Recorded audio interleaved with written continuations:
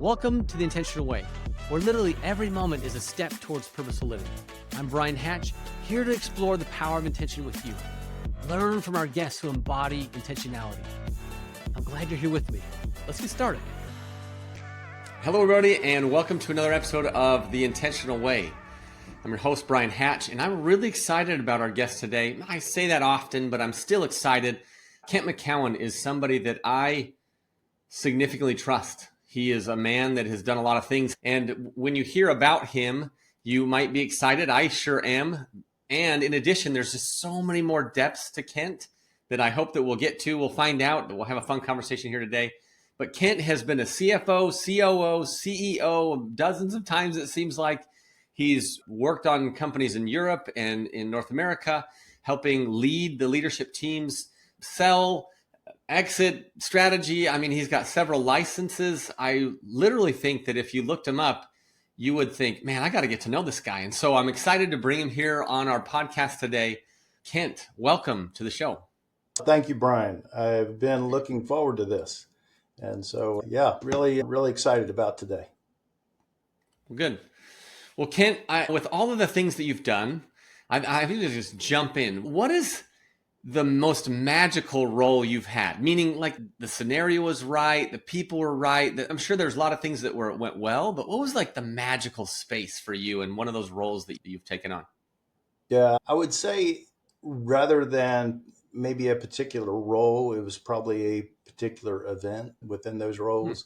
The piece that's always magical to me, and I'll use your term, is when you have really an individual, and that individual could be a CEO or it could be a member of the leadership team or not. And what's really magical is when you find hidden capacity and capabilities within an individual. And when I say they're hidden, they're there, but however, the organization is really not utilizing them to their fullest.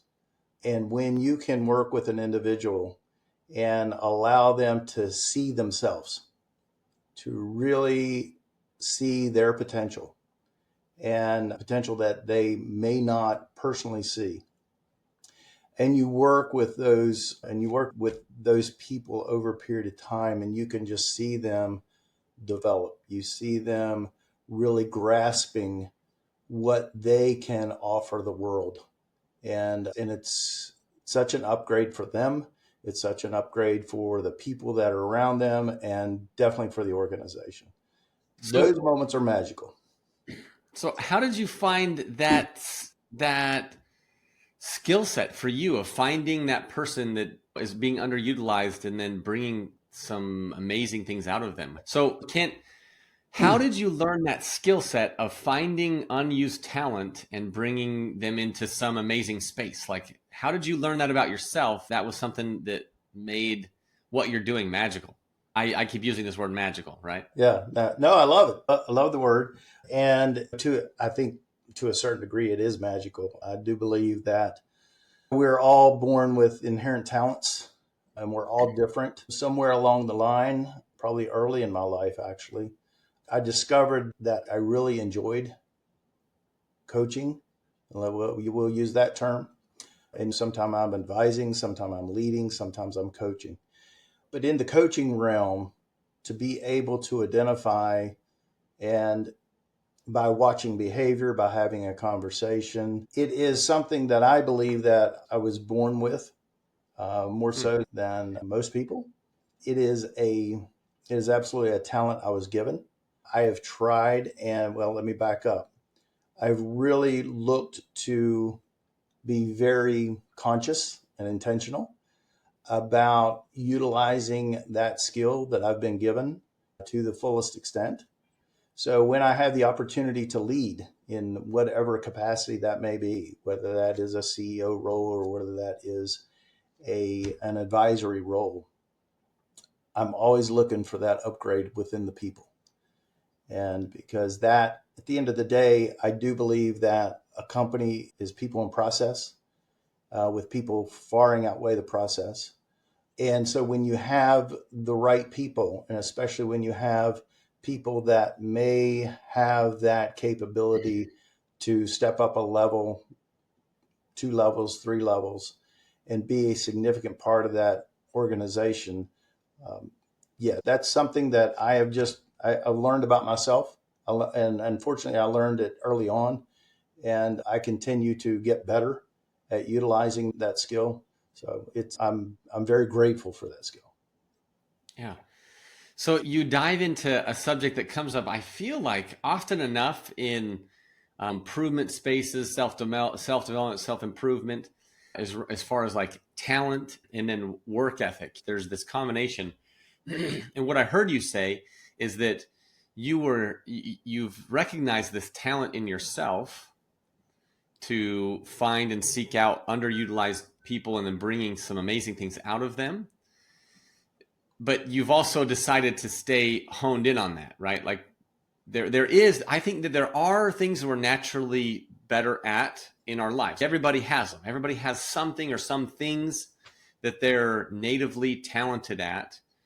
And yet we can't rest on those. But tell me a little more about your theory on that. I've heard a lot of debates around, is it their talent? Is it their hard work ethic? What is it? Well, I do believe that, let me just address the hard work and the perseverance. I think the hard work, perseverance, grit. I work with a lot of entrepreneurs, a lot of leaders over the years. And I mean, those characteristics are critical for success and however they define success, whether that's financial, or whether that's lifestyle, or whether that's some other way. Those are key. But when I see, just like myself, when I see that there is an exceptional talent or characteristic within an individual, I'm definitely of the mind and of the belief that you should play to your strengths, whatever that is. Whether that is, if you're a great designer, you should be designing. I think you've been given that talent for a reason, and that is one of your gifts to the world. And on the other side of that, if you have some weaknesses, let's say, you hear a lot today about playing to your strengths. And that's very true. And I agree with that. However, what I would also say is you need to ensure that your weaknesses aren't detracting from your strengths. Hmm. So if you do have a weakness, take inventory of what that weakness and how you're impacting others, and the way that you're showing up, because that weakness could very well be a detraction from your strength, which is what you don't want. If it has no bearing on your strength, then it may be something that you don't need to address. Yeah. So how does somebody do that? How does somebody take inventory is what you said. How does someone do that in a useful way? I mean, yeah. Could you repeat that? You broke up on me Yeah. a little bit. Yeah. So how would somebody take inventory? How would you teach someone to take inventory to find their strengths, weaknesses, at least neutralize those weaknesses as I'm extrapolating the words you said, but how does someone do that? I love the question. And the answer is not easy for most of us. As we know, basically what you're talking about is the ability to be self-aware. And so if you think about the factors that come to us that allow us to be more self-aware than we were yesterday, there are several things that we need to be awake to. One of those is when we have a conversation, when we're showing up to impact, and it could just be walking in a room. We need to be aware of how we're impacting others. And the reason we need to be aware of that is because at the end of the day, that is what leadership is all about. It's a vital piece of leadership, and we're all leaders. So to know how you are coming across, to know how you are showing up, is a key piece. So you say, well, how do you get there? There's several different ways. Feedback is one, but always consider the source when you're getting feedback. Always consider, does the person have an agenda for you, and who that person is giving you the feedback, and is the feedback solicited or unsolicited? I would encourage everyone to solicit feedback, because that's absolutely a critical way that we understand how we're coming across. The second is the response that you're getting. Are you getting the response from the individual that is useful? And I'll just use that term, useful to them, useful to you in your intention, which is also very key. So when you think about how do you do that, it's something that you have to be aware of as you go throughout your day and as you come into contact with people. It's not easy, Okay. by the way. Yeah. Sounds like some work for sure, and I love that. Going back to even just that work ethic. If you're a hard worker, this is the kind of work that is possible as we're talking about intention. But you specifically talked about being first. The first step was being aware, and that's through cues of feedback from what other people are saying, what you're experiencing. Is there anything else you'd elaborate on just the awareness piece? Like how to become aware of just themselves? Well, what I would encourage you to do is, especially when you are looking to have impact, is, and your podcast spells it out, is to be intentional. Really know what you're looking to achieve as you go into a conversation, as you look to stand up in front of people, to have whatever the venue is. Intentionality is key. And then you want to, again, look at what's coming back to you in whatever form, and being able to self-evaluate and to really understand, am I having the impact that I intended to have when I began this conversation, let's say. It's something that, and also what I would also say is that we all see the world differently. Believe it or not, we do.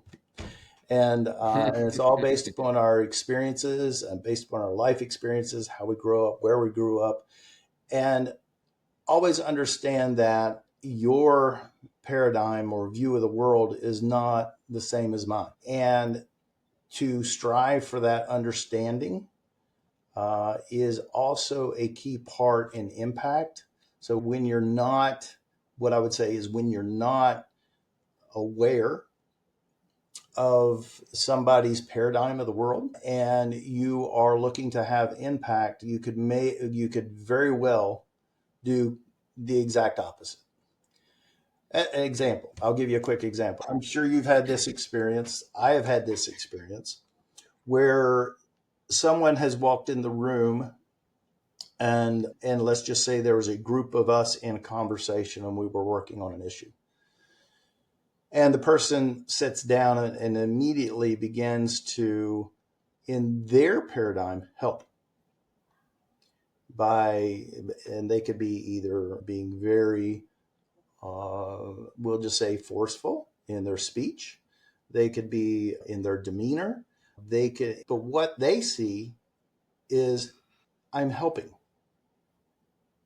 And because they're not aware, and because they're not aware enough, they don't realize that everyone around the table thinks that they are not helping at all. They're actually hurting the process. And that's an example that happens absolutely every day. Yeah, that's a topic that we could probably dive into for hours. Yes, When we walk into scenarios in our life and we think that we're whatever we are, like you said, in helping or patient or loving or just blunt, whatever we think we are, it depends on whether people are experiencing around us. And so now we've entered into this like duality, because there's the awareness of like just being aware of what you're doing or how you're showing up, and now there's like how you're affecting other people. So we're getting like master's level here. Kent, what do you think about this? yeah, yeah. It is. But if you're going to be a leader of people, which everyone is, I mean, if you're a parent, you're a leader, and and the first person you have to lead is yourself.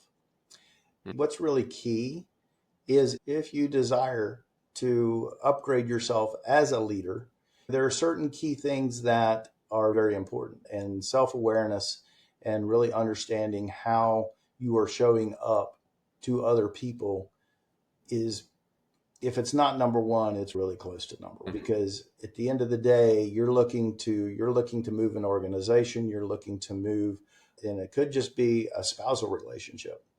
and really understanding how can I become more aware, and how do I show up? How do I show up in the way that I want to?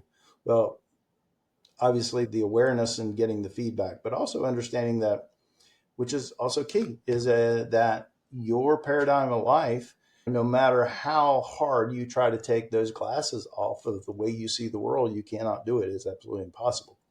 But to have that understanding, that to know that I see the world differently than Bryan does, and to be able to inquire and to ask Bryan questions so I can gain that understanding, I'm going to have a much better chance of being impactful to Bryan, because I understand where Bryan's coming from. Yeah. I still think it'd be upgrade for me to be able to actually see things the way you see things, Ken. I think that would be a useful thing in my life. Well, that's what makes us all that's what makes us all different. That's what makes working with other people very exciting. That's what we'll go back to the 80s term synergy. That's what creates that synergy among us, is that we're all different, and we should absolutely celebrate those differences. And there's nothing better for me is to have a very diverse leadership team. When I've run companies, I've had leadership teams that were different in sex, different in race, different in where they lived. There for a while, I had Europeans, I had Africans, I had people from America on the same leadership team. And what I would say is that made it better. It really makes it better. So I celebrate the differences. Sometimes it's hard to really understand, to really allow someone to really explain the way they see the world, even though that it's could be 180 degrees from the way I think about things. But that enlightenment, and I would say just that knowledge, not that you're going to change to their way of thinking, but it's an awareness that allows us opportunities to be, let's just say, more creative, and especially more creative as a group in when we're solving problems, when we're looking at where the organization may want to go, when we're saying what is the best next step for the organization. I really can't say enough about diversity. Yeah.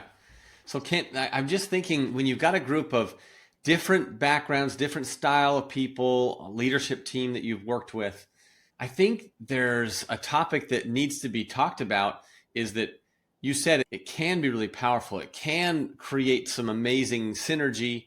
And I wonder if that's part of the awareness, is those in the leadership team have to also be willing to learn about the other person. I think it's far too easy that when we get in a group of people that are like us, that we, at least we believe, I know that we all don't actually believe the same thing, but we think that everybody in the room thinks like we do, that then when someone says something, we can kind of cut it down or shut it down real fast, because like, I get that guy, and this is not going to work in this scenario, versus why would you say that? And not like, why would you say that because it's a bad idea? I don't know. What has you thinking that way, so that I can like actually understand where you're coming from? So do you see that happening, or do you see more of the opposite, where executive teams are kind of like group think, and we don't need that idea because, or are they actually doing the work to find out where the other person's coming from? Well, it's a great topic. It's a great question. And what I can tell you is, in my experiences, those as well as other people within the organization have this tendency to hire people like them. Hmm. And there's plenty of data out there to support that. And unfortunately, when we hire people like us, we're not really opening up the capacity of what can be, because we're limiting, to a certain degree, we're limiting what can be because of who we are. And if we're all the same, and I'm sure you've heard the saying that if we're both alike and we think alike, one of us is not necessary. And Well, that's there very, you go. and that's very true. I don't know that I've ever actually heard that phrase. I like that though. Sort of. Sort of. Yeah. Yeah. You just have to have an appreciation for that. And that really comes back to self-leadership. When you were talking about, and the reason people hire people like them, because they value certain things. And when the other person values certain things, they think there's alignment there, when actually you could very well be constraining the possibilities of what could be, because you really have limited thinking. Hey, real quick, if you're enjoying this episode, please subscribe, follow, and download our episode. Your support allows us to bring more intentional guests just like this, and it means the world to us. Now, let's get back to the episode. Is it fascinating to you, Kent, that when someone, let's just say you and I like the same college football team, that that all of a sudden bridges this gap of, I didn't understand Kent, now I do. Do you see that people make those quick assumptions, maybe both positive and negative? Oh, you're this state fan, then I can't be associated with you. And again, I'm going college sports, that's my gig, but anything like that, do you see that happening? Yeah, well, what it all comes back to, Bryan, is the ability to, again, know ourselves. And there's something that every one of us has, and something that we need to be extremely aware of. And it's something that can be very constraining for us. And it's called an ego. And that ego requires us to be right. And it's a little bit broader than that, but let's go with that concept for a minute. So when I see somebody who agrees with me, that my ego says, see, yep, told you I was right. And it could be the furthest thing from the truth. You just have one person, but that's the ego. And so you have to be very well aware of your human desire to feel good about yourself. And in a lot of those instances that we're talking about in leadership, it requires, what I would say for me, it requires me to be able to the degree that is possible. Again, because I am human, I want to be able to set the ego aside. And I want to look as objectively at the situation or the individual as I can, because only when I strive for reality, not my reality, the reality, but only when I strive for reality can I truly do some really great work to solve problems, to set the stage for growth for a company, to really lead. And lead in a way that brings everybody along, because everybody's had a voice. And we could go for 2 more hours in that direction if you wanted to. But giving people the voice, giving them buy-in to the vision, bringing them along. And I would say you really don't need to bring them along. If you do the work, they're coming. They're absolutely coming, and they're coming with excitement. They're coming with enthusiasm. And it's amazing what you can do when you have a group of people that really come together for, let's just say, for a cause. And the cause may be, let's really create this organization in the top 10% of the industry. So you touched on this last little bit, like shared vision and a true connection to that vision would allow people to maybe give each other the benefit of the doubt when things are said, getting back to that. But I still think I'm really fascinated about this ego, that what does ego do to intention? Well, ego can, unless you're, again, you got to be aware of it. If you're not aware of how the ego, in other words, the ego, probably the best way to set it up, and I know we're talking a lot of diverse concepts here, but from an egoic standpoint, you're going to, let's just say, see the world or make decisions or have conversations in a way that is not most beneficial if your ego is highly at play. And you've got to be able to recognize that. We all have life principles that run us. And again, this is another 2-day topic. We all have life principles that run us. And life principles are basically egoic type of principles. In other words, we don't want to look bad. We have a fear of failure, and it could be a fear of success. We have a fear of looking bad, a fear of not looking good. And these life principles, which are really run by our ego, run us. And they'll run us if we're not aware of them. the first thing you have to do is just be aware of them. So when you walk into a room, what are you thinking? Think about your thinking, which is another 2-day topic. Think about your thinking. Yeah. So when you're walking into a room, are you looking to be the smartest guy in the room? Are you looking to be the most handsome guy in the room? Or what is that life principle that's running you? Or it could be, hey, I just don't want to look stupid. That could very well be the qualifier. And all of those, I would suggest, all of those are constraints. All of those are from the ego, it's from the human, and they're constraints. And we all have them. Everybody has them, and they make decisions based on those. But to be aware that you have them is probably 70%, 80% of the challenge. Then what you do with that awareness, since we're talking about awareness, is what you do with that awareness is where I think intentionality ties in to that. And so, okay, is it really my intention to walk into that room? And is it my highest and best use, so to speak, of my individual when I walk in that room to be the best looking guy in the room? And is that really what I'm after? Yeah. It may be. But what I would tell you is that if it is, I would say the human and the ego is what's running you. If you need to be the best looking person in that room, maybe you should, that would serve you if you're going to be in like a modeling agency, maybe. That's exactly right. But if it's your intention is to be with people in a way that impacts their lives, you see the difference? It's huge. Yeah. And it all comes down to intention and the way of being, that way you show up as you have a conversation with someone.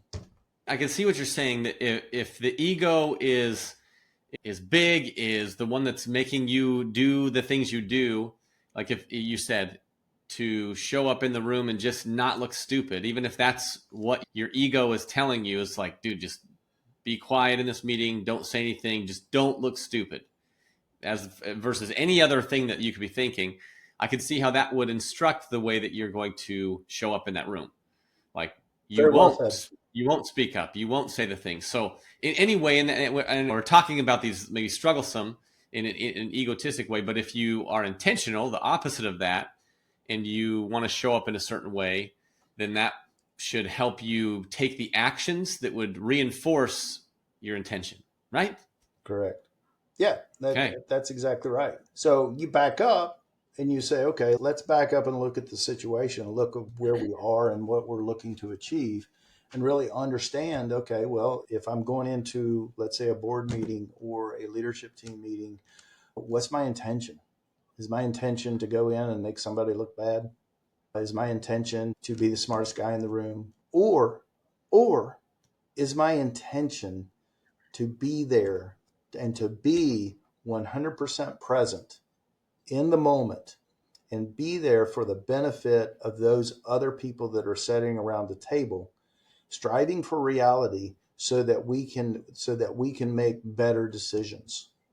And you mentioned something a little while back about people being heard, and people being heard in the way that you want to really understand somebody across from you. The outcome of that, which a lot of times we don't think about, is you are absolutely building trust. In a high trust organization, there's been plenty of books written about high trust organizations and the efficiency of decision making, the efficiency of problem solving, as well as just the general culture and how we work together is elevated 2, 3, 4 times.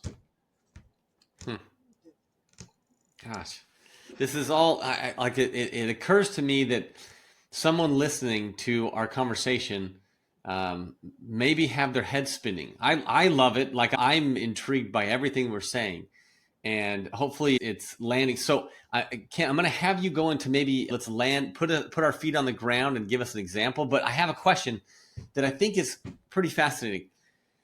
When I'm focused, if we're looking at like the spectrum of what you could be doing, if I'm intentional and I'm focused right here down this straight, narrow path that I'm on, whatever it is, right? Whether it's to show up in a certain way, to accomplish something in a certain meeting, or to take care of my family, if that's my intention, am I not also being blind, like blinding myself to the other things?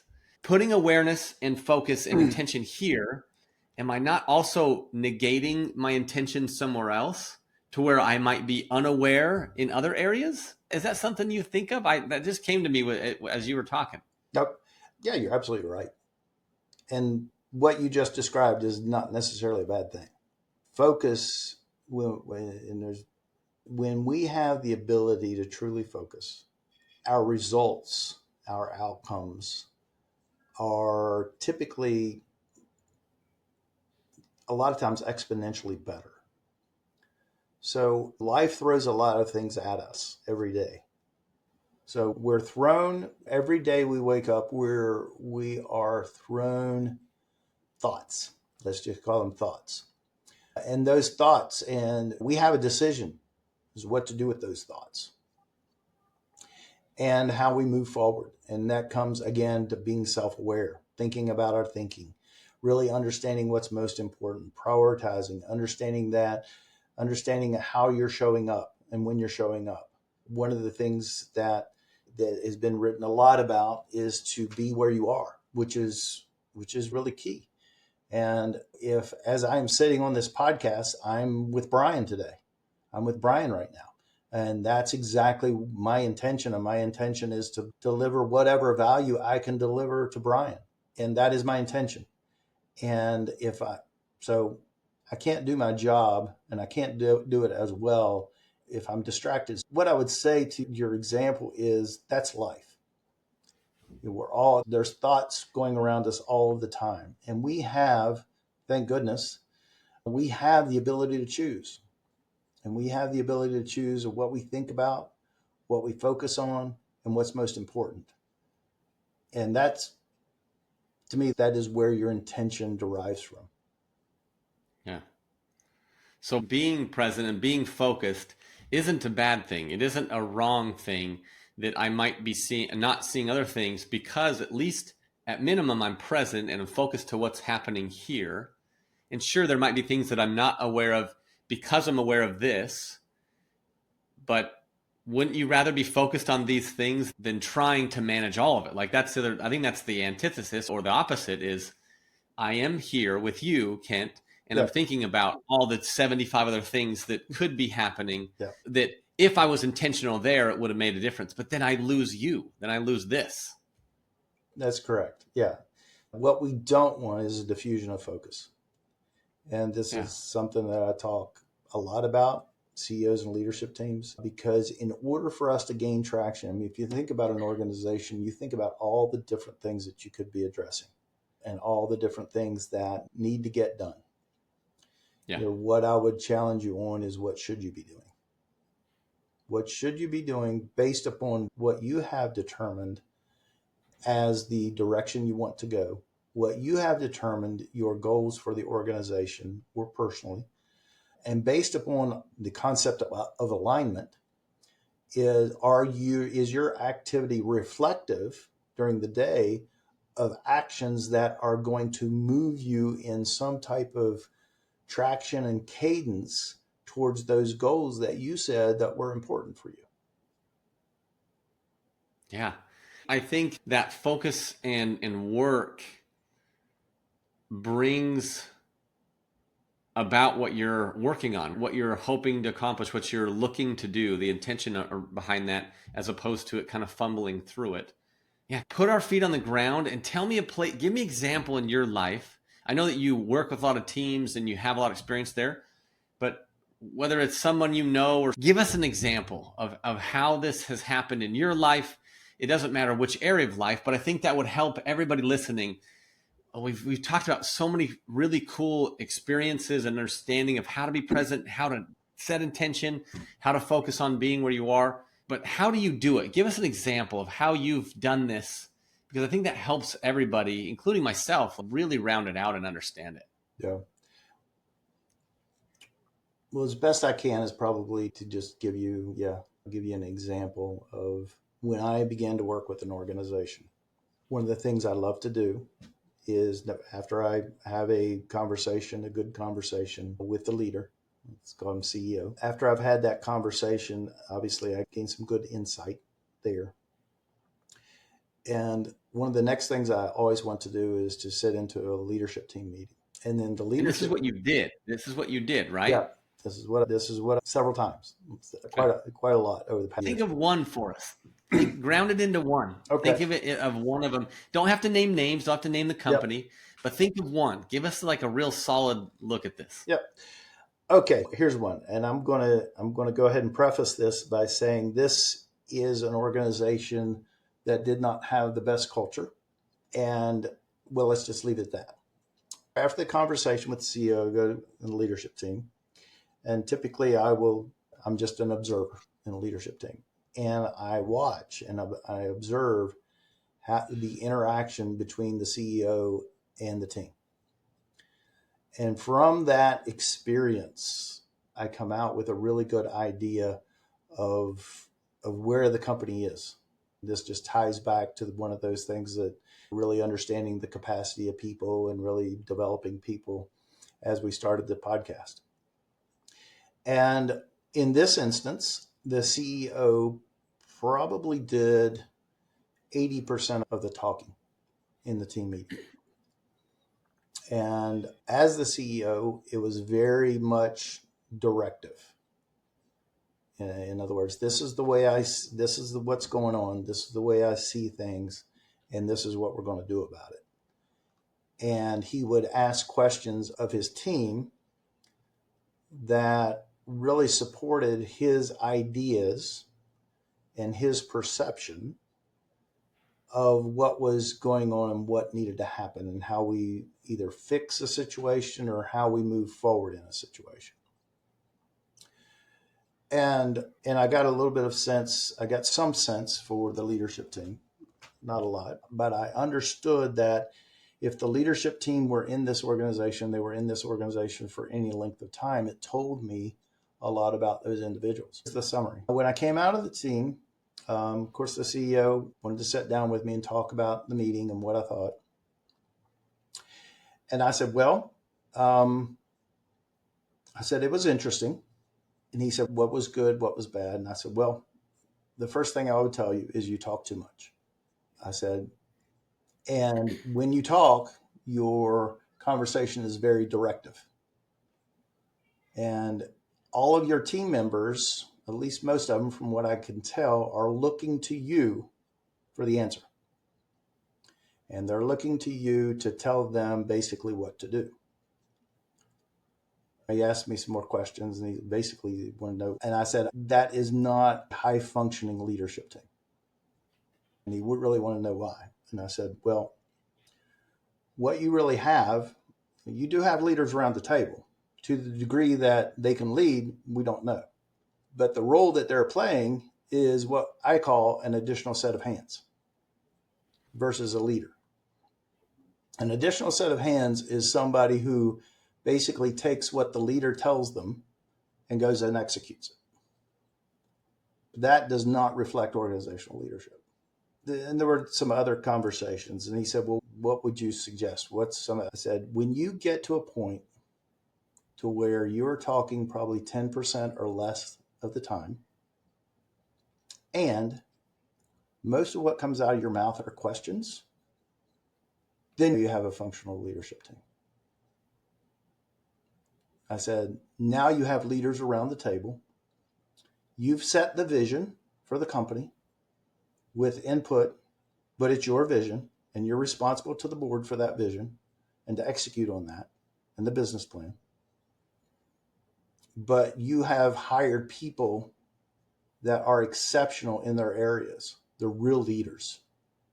And they really understand how to look at a vision and really understand how to structure their piece of the organization at the highest and best use that's going to give us the highest probability to achieve the business plan. That's their job.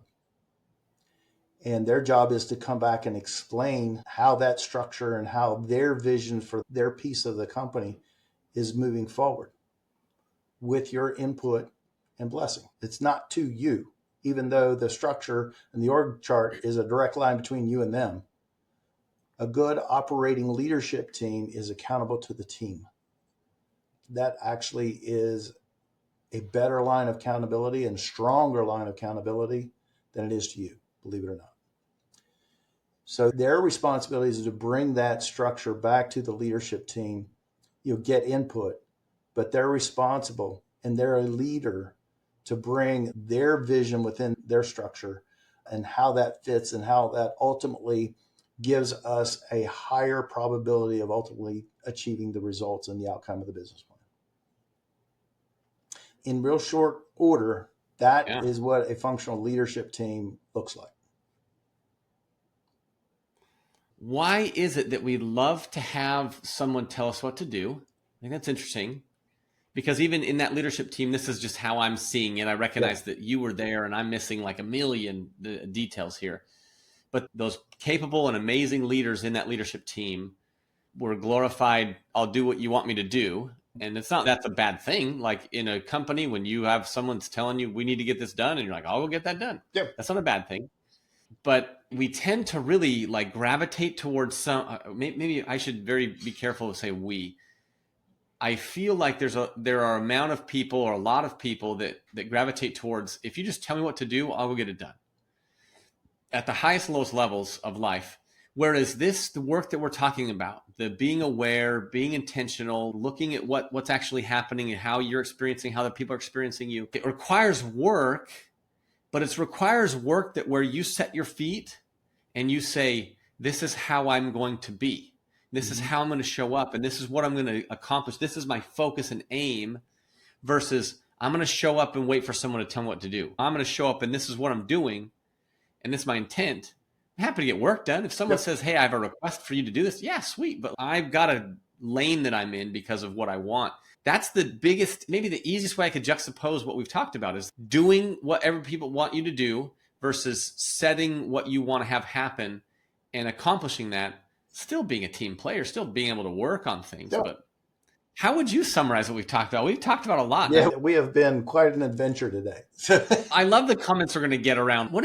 I'm excited about that. I think we'll have a follow-up session, Kent. We'll answer everybody's questions. It'd be great. The message is you can lead at any role in any organization. We're talking about the leadership team, and we're talking about at that level and what's functional around that. But what the beauty of what we're talking about is it doesn't matter what your role is, to be able to look at your role and how it affects the overall organization and to have an understanding of that, to me, is always key. And it really doesn't matter whether you're on a production line or whether you're a general ledger accountant. That understanding is key because it also builds a lot of buy-in. But yeah, Bryan, you're right. We've been a lot of different places today, and it's been wonderful.